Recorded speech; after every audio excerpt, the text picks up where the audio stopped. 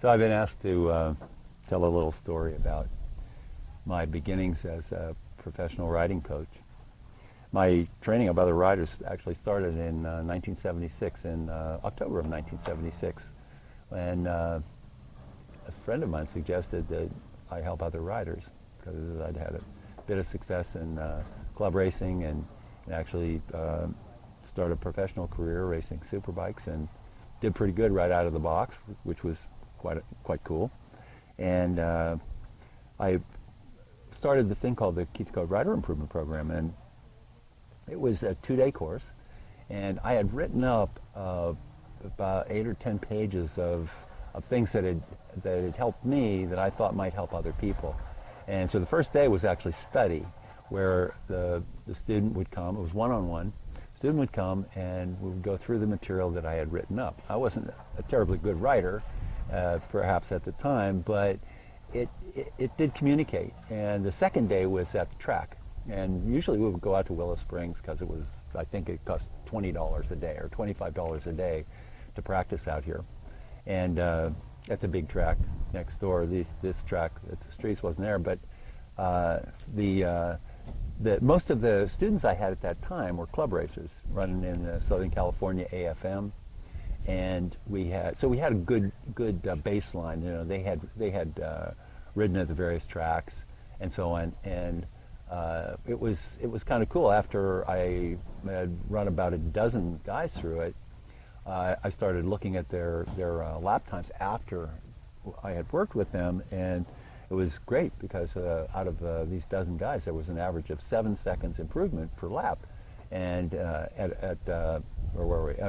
Ontario Motor Speedway, which is unfortunately not there now anymore. But so that really kind of inspired me, and I myself was trying to learn more at the time because I really knew that I didn't have a full understanding of what road racing was all about, even though I was doing it as a Superbike pro. So that program went on through 1979, when I also retired from pro racing, and the next year I started the California Superbike School in 1980. We ran the first one at Riverside Raceway in the spring of 1980, and later in that year we had a good relationship with Kawasaki at that time. We were using Kawasaki bikes, and Kawasaki was very, very strong at the time.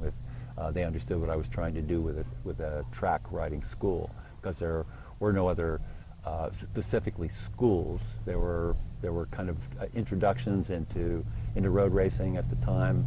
I think there were a couple of guys back east that were doing some things, but there was certainly nothing on the West Coast.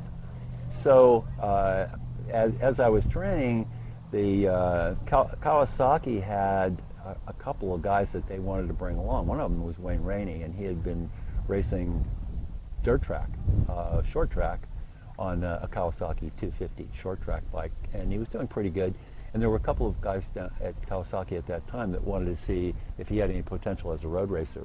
And at that time, Eddie Lawson was already their prime road race guy, and Wayne had not road raced at all. So I made a proposition to Kawasaki and said, okay, if you guys pay me, I'll train this guy. And as far as I know, nobody in America had ever gotten a factory to pay for any training for a motorcycle racer at that time, and I still have never heard of it. So it was kind of cool. I thought it was sort of fun. Wayne and I got together, and I ran him through the same program that I had run the other guys through. And then we got a bike from Kawasaki. It was a KZ750, and we started doing some club racing, and we went to quite a few club races. And Wayne he did really, really well right away. And in fact, we were into 1981. In the middle of that year, Kawasaki said, okay, I'm doing really good in club racing, winning races, and so on. So they came up with one of their old KR250cc two-stroke bikes, and the 250 class was all two-strokes at that time. And Wayne went to Loudon, and he as a novice, and he won the race.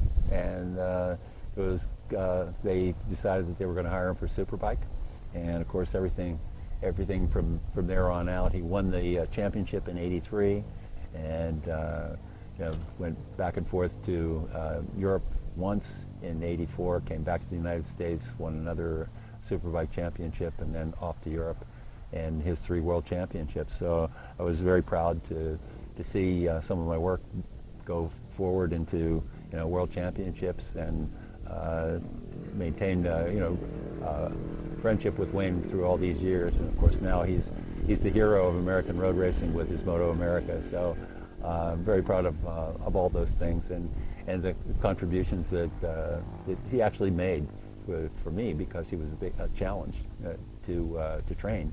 And I learned really a lot. I've learned a lot from all of our students. We keep on learning, in fact. So that's a little quick story about Keith Code and Wayne Ranney and his beginning in road racing.